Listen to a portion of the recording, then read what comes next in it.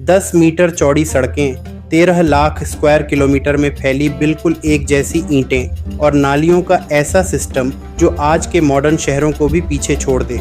आखिर 4500 साल पहले के लोग हमसे बेहतर शहर कैसे बना लेते थे?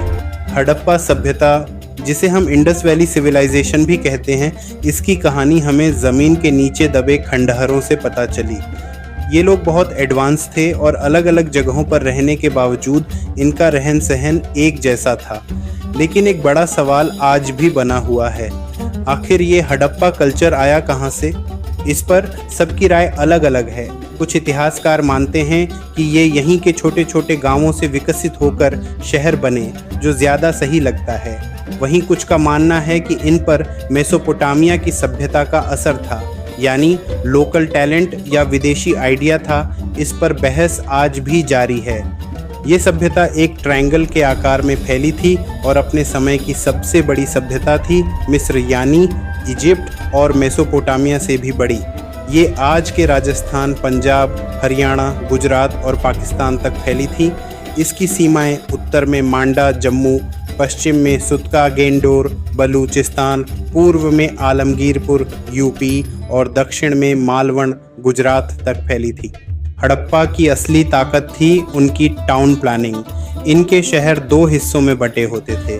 सिटाडेल यानी ऊंचाई वाला हिस्सा, ये छोटा होता था और शहर के पश्चिम में होता था।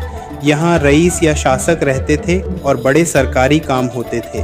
लोअर टाउन, यहाँ आम जनता रहती थी, बाजार लगते थे और रोज़मर्रा की ज़िंदगी चलती थी। इनकी प्लानिंग के 4 ऐसे फीचर्स सुनिए जो आपको हैरान कर देंगे। चौड़ी सड़कें, मुख्य सड़क 10 मीटर तक चौड़ी होती थी। शहर चौकोर हिस्सों में बंटा था और जगह जगह स्ट्रीट लाइट के लिए लैंप पोस्ट लगे थे। परफेक्ट ईंटें, ये लोग पक्की ईंटों का इस्तेमाल करते थे।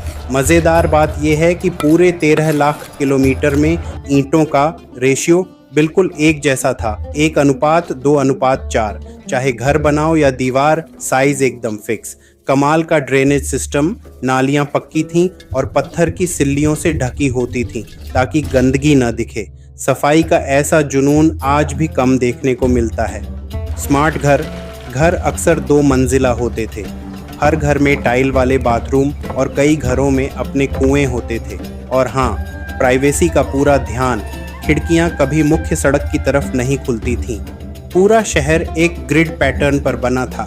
सड़कें उत्तर से दक्षिण की तरफ जाती थीं और एक दूसरे को 90 डिग्री राइट एंगल पर काटती थीं। ऐसा लगता है जैसे पूरा शहर पहले कागज़ पर डिज़ाइन किया गया और फिर ज़मीन पर उतारा गया। यहाँ न तो राजाओं के भव्य महल मिले और न ही कोई विशाल मंदिर, फिर भी यह प्राचीन विश्व की सबसे विकसित सभ्यता थी। हड़प्पा सभ्यता ने यह साबित किया कि असली तरक्की भव्य महल में नहीं, बल्कि बेहतरीन प्लानिंग, साफ सफाई और अनुशासन में होती है। और यही है मैच्योर हड़प्पा फेज़ की असली महानता। अगर आपको यह कहानी पसंद आई हो तो वीडियो को लाइक, शेयर और सब्सक्राइब ज़रूर करें। आपका छोटा सा सपोर्ट हमें और ऐसी ऐतिहासिक कहानियाँ लाने की ताकत देता है।